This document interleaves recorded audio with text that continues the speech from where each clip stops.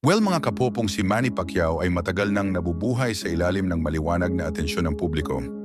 Sa loob ng boxing ring, sa mundo ng politika at sa mata ng international community.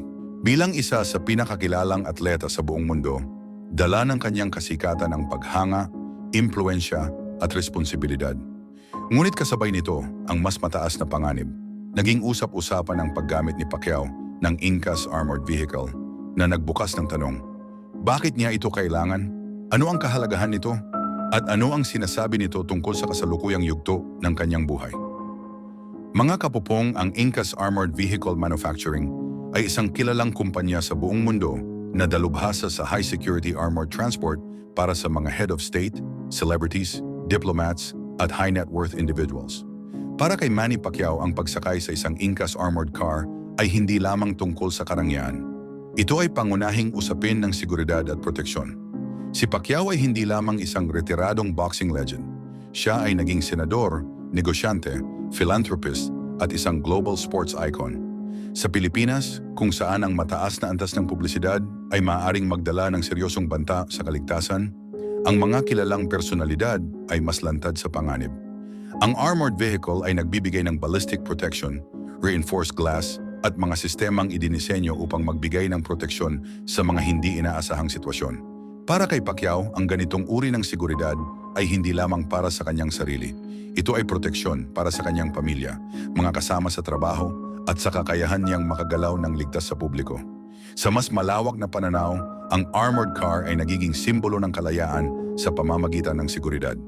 Bukod sa proteksyon, ang Ingkas vehicle ay nagpapakita rin ng global stature ni Pacquiao.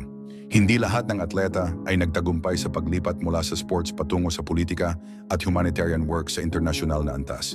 Sa kanyang pagdalo sa mga global events at charity missions, ang paggamit ng armored transport ay nagiging pamantayan, hindi luhong. Isa ring mahalagang paksa ang patuloy na pagbabago ng identity ni Manny Pacquiao. Mula sa pagiging people's champion, siya ngayon ay nasa ibang yugto ng buhay matapos ang professional boxing. May mga usap-usapan pa rin tungkol sa exhibition fights, ngunit malinaw na mas nakatuon siya ngayon sa serbisyo publiko at pagtulong sa kapwa. Sa mga oras na bumibisita siya sa iba't ibang lugar upang maghatid ng tulong, mas nagiging mahalaga ang maaasahang seguridad. May simbolikong kahulugan din ang usaping ito.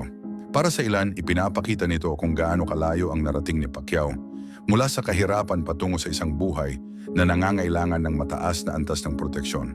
Para naman sa iba, ito ay nagbubukas ng diskusyon tungkol sa kayamanan at pananagutan ng mga public figure. Patuloy ding sinusubaybayan ng publiko ang kanyang political future. Bagamat hindi nagtagumpay ang kanyang presidential run noong 2022, sinabi ni Pacquiao na open pa rin siya sa paglilingkod sa bayan. Kung muli siyang papasok sa politika, tiyak na mas lalawak ang kanyang pangangailangan sa seguridad. Anyway mga kapupong, ang Ingkas armored car ni Manny Pacquiao ay hindi lamang isang sasakyan. Ito ay salamin ng kanyang pinagdaanan, ng kanyang mga responsibilidad at ng realidad ng pagiging isang pandaigdigang personalidad.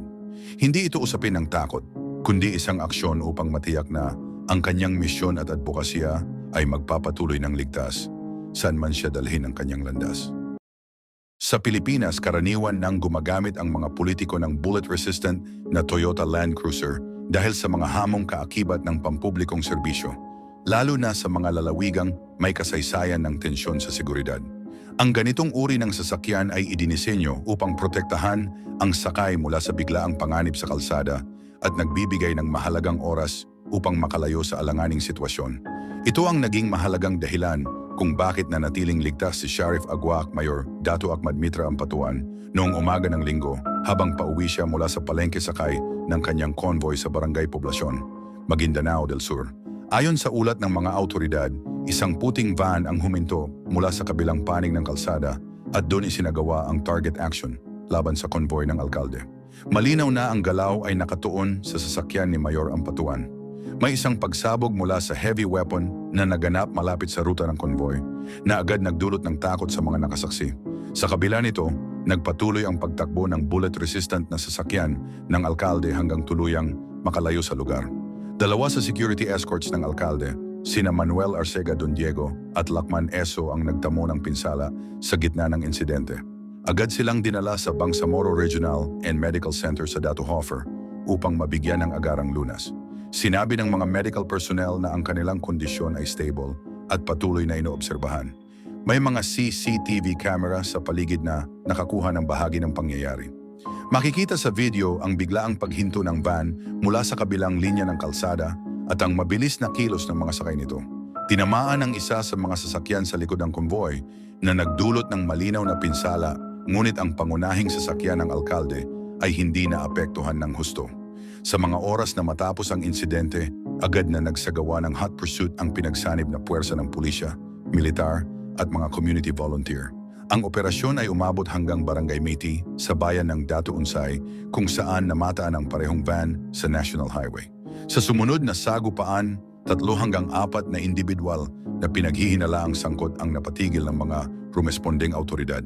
Ayon kay Police Captain Steffi Salangwit ng Police Regional Office Bangsamoro Autonomous Region, mariing kinondena ng kapulisan ang insidente. Sinabi niya na ang ganitong uri ng pangyayari ay naglalagay sa panganib hindi lamang ng isang halal na opisyal, kundi pati na rin ng mga karaniwang mamamayan. Dagdag pa niya, nagpapatuloy ang masusing investigasyon at mas pinaigting ang koordinasyon sa lokal na pamahalaan upang mapalakas ang seguridad sa lugar. Sinabi rin ng mga opisyal na ito na ang ikatlong seryosong insidente na ang naranasan ni Mayor Ampatuan mula nang maupo siya sa pwesto. Sa mga naunang pagkakataon, nanatili rin siyang ligtas, bagamat may mga kasama sa kanyang convoy ang naapektuhan ng mga pangyayari. Sa mga oras na sumunod, nagtipon ang mga lokal na leader at Peace and Order Council upang talakayin ang sitwasyon. Maraming residente ang nagpahayag ng pangamba dahil naganap ito sa umaga at sa lugar na may mga dumadaang sibilyan. Nangako ang mga opisyal na magsasagawa ng karagdagang aksyon upang mapanatili ang kaayusan at maiwasan ang pag-uulit ng ganitong insidente. Ipinarating ng mga tauhan ng alkalde na nananatili siyang determinado na ipagpatuloy ang kanyang tungkulin. Inaasahan na sa isang press briefing sa Sheriff Aguac Municipal Hall, magbibigay siya ng pahayag, ilalahad ang mga susunod na aksyon para sa mas mahigpit na seguridad at titiyakin sa publiko ang kanyang patuloy na paglilingkod sa bayan. Sa mga nakaraang araw, maraming Pilipino ang patuloy na nagtatanong tungkol sa kaso na kinasasangkutan ng negosyanteng si Charlie Atong-Ang. Totoo ba na ang mga tumutulong kay Atong-Ang ay mismong mga pulis? Posible pa bang mahuli si Atong-Ang kung may mga taong tumutulong sa kanya para magtago?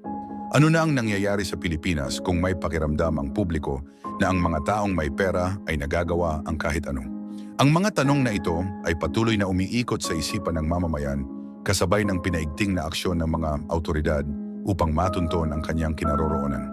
Ayon sa Philippine National Police, si Ang na lamang ang hindi pa napapasailalim sa kustodiya ng pamahalaan mula sa mahigit 20 individual na iniuugnay sa parehong kaso.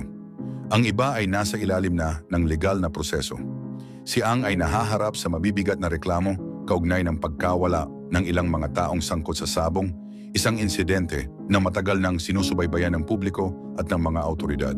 2 regional trial court, isa sa Laguna at isa pa sa Batangas, ang naglabas ng formal na arrest order laban kay Ang. Ang mga kasong ito ay hindi pinapayagan ang pansamantalang paglaya ayon sa mga opisyal. Sinabi ng mga autoridad na ang mga kautosang ito ay malinaw na patunay ng seryosong pagtingin ng hukuman sa kaso. Kasabay nito, sinisiyasat ng PNP ang mga ulat na may ilang aktibo at retiradong pulis na maaaring tumulong kayang upang makaiwas sa mga autoridad. Sinabi ng pamunuan ng PNP na nagsasagawa sila ng internal review at ang sinumang mapapatunayang sangkot ay maaaring humarap sa administrative at criminal na pananagutan. Binigyang diin ng mga opisyal na walang sinuman ang dapat mangibabaw sa batas. Upang mas mapalawak ang paghahanap, nanawagan ang pulisya sa tulong ng publiko. Nagbukas sila ng mga hotline at nagpalaganap ng wanted posters sa iba't ibang lugar. Sinabi ng mga otoridad na nakatanggap na sila ng mahigit 100 tips mula sa mga mamamayan. Ang bawat impormasyon ay dumaraan sa masusing beripikasyon at may mga team na ipinapadala sa mga lugar na binabanggit ng mga tipster. Humingi rin ang mga autoridad ng tulong mula sa mga international partners sa pamamagitan ng pag-request ng isang global alert na makatutulong upang masubaybayan ang galaw niyang kung sakaling subukan niyang umalis ng bansa. May isang testigo na nagsabi na posibleng nasa labas na ng Pilipinas si Ang, ngunit ayon sa immigration records, wala pang kumpirmadong pag-alis na record. Bilang bahagi ng mga aksyon ng pamahalaan, binawi na rin ang permit ni Ang upang magmay-ari at magdala ng firearms. hiniling ng pulisya sa kanyang mga representatives na voluntaryong ibigay ang mga rehistradong kagamitan. Sinabi ng mga opisyal na maaari silang humingi ng pahintulot sa korte kung kinakailangan ang opisyal na pagbawi. Nag-anunsyo rin ang Department of the Interior and Local Government ng malaking reward para sa sinumang makapagbibigay ng impormasyong direktang maghahatid sa kinaroroonan ni Ang. Layunin ng insentibong ito na hikayatin ang mas maraming tao na magsabi ng totoo at mapagkakatiwala ang detalye. Sa kabila ng mga haka-haka at kritisismo sa social media, iginiit ng mga opisyal na tuloy-tuloy at seryoso ang operasyon. Itinanggi nila ang mga aligasyon na palabas lamang ang paghahanap. Sa mga oras na nagpapatuloy ang kaso, patuloy ang mga patrol, monitoring at koordinasyon sa mga lokal na unit. Ang sitwasyong ito ay nagbukas ng mas malawak na usapan tungkol sa hustisya, pananagutan at pagkakapantay-pantay sa bansa. Patuloy na hinihikayat ng mga autoridad ang publiko na maging mapagmatyag at makipagtulungan, na may pangakong ang bawat mapagkakatiwalaang impormasyon ay susundan hanggang sa matagpuan si Ang at maiharap sa hukuman. Paano kung si Atong Ang ay nagtatago gamit ang isang lihim na lagusan sa ilalim ng isa sa kanyang mga bahay? Alam naman ng marami na siya ay maraming ari-arian sa iba't ibang bahagi ng Pilipinas, mula sa mga lupain sa Batangas hanggang sa mga bahay sa Metro Manila. Posible kaya na ang mga lihim na lugar na ito ang dahilan kung bakit hindi pa rin siya natatagpuan? O tahimik na ba siyang nakalabas ng bansa sa mga oras na mas pinaiigting ang paghahanap sa kanya? Nagpatuloy ang mga autoridad sa pag-usad ng isang mahalagang legal na proseso kaugnay sa pagkawala ng ilang sabungero. Kahit wala pa sa kustudiya si Atong Ang negosyanteng itinuturing na pangunahing personalidad sa kaso. Ayon sa mga taga-usig, hindi mapipigilan ang pagdinig ng mga kaso at magpapatuloy ang proseso laban sa iba pang mga taong nasa kustudiya na ng pamahalaan. Ang Department of Justice ay naghain ng mga seryosong reklamo, kabilang ang enforced disappearance at iba pang kaugnay na usapin sa mga korte sa ilang lalawigan. Dahil dito, naglabas ang mga hukom sa Laguna at Batangas ng higit sa isang arrest warrant laban kay Ang at sa kanyang mga kasamang akusado. Ang mga kasong ito ay nakaugnay sa matagal ng investigasyon tungkol sa mga taong bigla na lamang nawala. Sa kabila ng mga arrest warrant, hindi pa rin matagumpay ang mga autoridad sa pagkuha kay Ang. Ilang beses nang pinuntahan ng mga investigador ang kanyang mga kilalang tirahan sa Mandaluyong City, Pasig, Lipa City at Laguna, ngunit wala silang nadatnan sa alinmang lugar. Dahil dito, naglabas ng paalala ang Philippine National Police at iba pang ahensya na maaaring managot ang sino mang tutulong o magtatago sa kanya. Nagpatupad din ang pamahalaan ng mga karagdagang hakbang upang makatulong sa paghahanap kay Ang. Inilunsad ang isang hotline upang tumanggap ng mga impormasyon mula sa publiko. Bukod dito, nagalok ang Department of the Interior and Local Government ng 10 milyong piso bilang pabuya para sa sinumang makapagbibigay ng kapani-paniwalang impormasyon na hahantong sa kanyang pagkakadakip. May iba't ibang pananaw kung nasaan na si Atong Ang sa kasalukuyan. Ayon sa isang pangunahing testigo, naniniwala siyang maaaring wala na sa bansa ang negosyante dahil sa lawak ng kanyang koneksyon at kakayahang pinansyal. Kung sakaling narito pa rin siya sa Pilipinas, sinabi ng testigo na posibleng nagtatago siya sa isa sa kanyang mga ari-arian o nananatili sa piling ng mga taong lubos niyang pinagkakatiwalaan. Tinitingnan din ng mga investigador ang posibilidad ng tulong mula sa ibang bansa. Humiling ang Criminal Investigation and Detection Group ng isang international alert sa pamamagitan ng International Criminal Police Organization upang mabigyang alam ang ibang mga bansa sakaling subukan ni Ang na bumiyahe palabas ng Pilipinas. Samantala, iginiit ng mga legal na kinatawan ni Ang na maaga pa umano ang mga hakbang na isinagawa ng pamahalaan. Ayon sa kanila, nararapat lamang na mabigyan si Ang ng sapat na pagkakataon upang ipagtanggol ang sarili at maipaliwanag ang kanyang panig sa tamang proseso ng batas. Patuloy naman ang panawagan ng mga pamilya ng mga nawawalang individual at ng ilang grupo para sa malinaw at mabilis na pag-usad ng mga kaso. Sinabi ng ilang mambabatas na kanilang babantayan ang mga susunod na pangyayari upang matiyak na ang proseso ay magiging fair at nakabatay sa ebidensya. Anyway, mga kapopong, iginiit ng mga autoridad na wala silang gagawing paghinto sa pagdinig ng mga kaso laban sa mga akusadong nasa kustudiya na. Patuloy rin ang kanilang pagsisikap upang matagpuan si Atong Ang at maiharap siya sa korte. Nanatiling open ang mga tanong tungkol sa mga lihim na lagusan, posibleng taguan o pagbiyahe palabas ng bansa habang naghihintay ang publiko ng mga bagong detalye sa masusing sinusubaybayang kasong ito. Marami ang nagtatanong, umalis na ba ng bansa si Charlie Atong ang gamit ang pribadong eroplano o helicopter, isang bagay na kaya niyang gawin dahil sa kanyang yaman? Ayon sa mga awtoridad, mahigpit na minomonitor ang mga paliparan at iba pang exit points upang alamin ang posibilidad na ito. Gayunman, batay sa mga record at patuloy na pagsusuri, wala pang ebidensyang nagpapakitang umalis siya ng Pilipinas at pinaniniwalaang nasa loob pa rin siya ng bansa sa gitna ng patuloy na paghahanap ng mga tagapagpatupad ng batas. Si Atong Ang ay naging sentro ng isang malawakang manhunt matapos maglabas ng warrant ang isang korte sa Santa Cruz, Laguna laban sa kanya at 17 iba pa kaugnay ng pagkawala ng isang grupo ng mga sabongero. Well, ang mga akusasyon ay may kinalaman sa umano'y sa pilitang pagkuha sa kanila na mga kasong itinuturing na mabigat ng mga awtoridad. Sa ngayon, lahat ng 17 akusado maliban kay Ang ay nasa kustudiya na ng mga awtoridad. Kabilang sa mga ito ang ilang dating miyembro ng law enforcement at mga sibilyan. Sa kabila nito, nananatiling hindi pa rin nahahanap si Ang kahit pa pinaigting na ang operasyon para maihatid sa kanya ang kautusan ng korte. Sinuyod na ng mga pulis ang ilang ari-ariang iniuugnay sa kanya sa Pasig City, Mandaluyong, Laguna at Batangas, subalit wala pa rin siyang bakas sa mga lugar na ito. Naglabas ng paalala ang Philippine National Police sa publiko, lalo na sa pamilya, kaibigan at mga kakilala sa negosyo ni Ang na huwag magbigay ng kanlungan, tulong o maling impormasyon na maaaring makasagabal sa patuloy na operasyon. Sinabi ng acting PNP chief na ang sinumang mapapatunayang tumutulong kay Atong ay maaaring managot sa ilalim ng batas. Ayon sa mga opisyal, inaasahang maaaring gamitin ni Ang kanyang malawak na koneksyon at pinansyal na kakayahan upang umiwas sa awtoridad. Binigyang diin ng PNP na mas mainam umanong gamitin ang mga ito upang ihanda ang sarili para sa isang maayos na pagharap sa proseso ng korte. Nagbabala rin ang mga awtoridad laban sa pagpapakalat ng maling impormasyon na maaaring magpabagal o magligaw sa paghahanap. Upang mas mapalakas ang operasyon, pinalawak ng mga tracking at intelligence units ang pagbabantay sa mga backdoor exits sa iba't ibang bahagi ng bansa. Layunin nitong pigilan ang anumang tangkang pag-alis gamit ang hindi opisyal na mga ruta.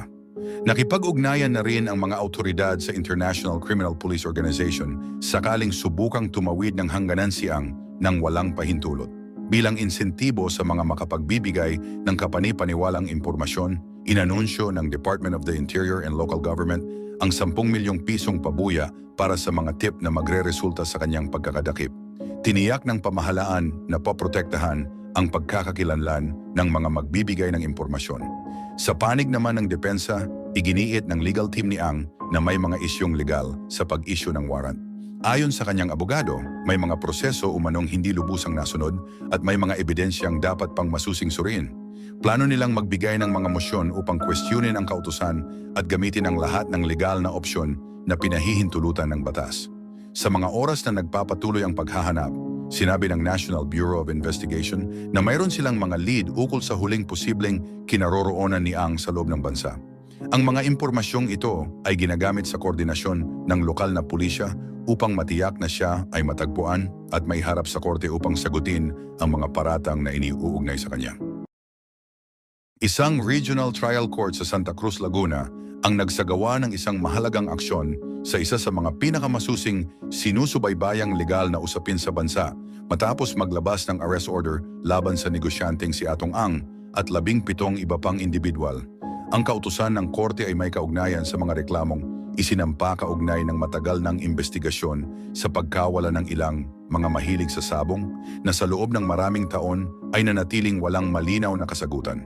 Ayon sa korte, ang mga paratang ay tumutukoy sa seryosong uri ng unlawful restraint at mga kaugnay na aksyon at malinaw na nakasaad sa dokumento na hindi pinapayagan ang pansamantalang kalayaan sa kasong ito.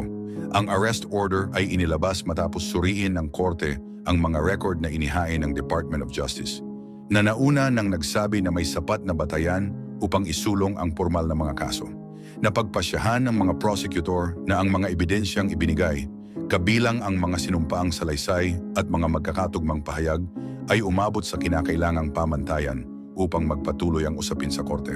Ang mga kasong ito ay inihain sa mga hukuman sa Laguna at Batangas noong huling bahagi ng nakaraang taon matapos ang mahabang panahon ng pagsusuri ng mga opisyal ng hustisya. Ang pinagmulan ng usapin ay nag-ugat sa sunod-sunod na pagkawala na naitala mula 2021 hanggang 2022. Sa panahong iyon, dosi-dosenang mga individual na may kaugnayan sa aktibidad ng sabong ang iniulat na hindi na nakauwi matapos umalis para sa mga nakatakdang gawain sa iba't ibang lalawigan. Ayon sa mga pamilya, ang kanilang mga kaanak ay umalis para sa mga laban o pagpupulong ngunit hindi na muling nakita. Dahil sa paulit-ulit na mga ulat, nagsagawa ng magkakaugnay na investigasyon ang mga ahensya ng gobyerno at ang Department of Justice. Mas lalo pang umigting ang atensyon ng publiko nang lumantad ang isang lalaking kinilalang si Julie Dondon Patidongan bilang isang whistleblower. Sa mga pahayag na ibinigay niya sa mga autoridad, inilarawan niya ang umano'y organisadong pagkilos sa likod ng mga pagkawala at tinukoy ang ilang individual na sinasabi niyang sangkot. Ang kanyang testimonya ay naging mahalagang bahagi ng mga dokumentong sinuri ng mga prosecutor. Bagamat iginiit ng mga opisyal na ang kanyang mga pahayag ay kailangang beripikahin, kinilala rin nila na ang kanyang kooperasyon ay nakatulong upang umusad ang investigasyon matapos ang mahabang panahon ng limitadong progreso.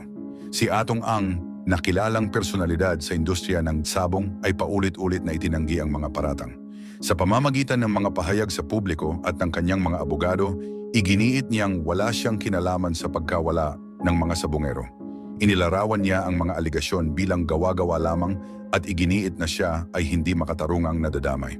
Noong nakaraang taon, naghain siya ng mga counter-complaint laban kina Patidongan at isa pang individual na inaakusahan niya ng tangkang pamimilit kapalit ng malaking halaga ng pera upang bawiin ang mga paratang. Ayon sa kanyang kampo, ang mga akusasyon laban sa kanya ay bahagi ng isang plano upang sirain ang kanyang pangalan at kabuhayan. Sa kabila ng mga pagtanggi, sinabi ng mga prosecutor na ang kanilang resolusyon ay nakabatay sa mas malawak na pagsusuri ng ebidensya at hindi lamang sa iisang testimonya. Sa kanilang desisyon, sinabi nila na mayroong maraming pahayag at mga pangyayari na, sa kanilang pananaw, ay nagpapakita ng magkakaugnay na mga aksyon ng unlawful confinement na humantong sa hindi na maibabalik na pinsala sa mga nawawalang individual. Kasama sa mga isinampang kaso ang ilang bilang ng serious illegal detention at unlawful restraint na may mabibigat na resulta.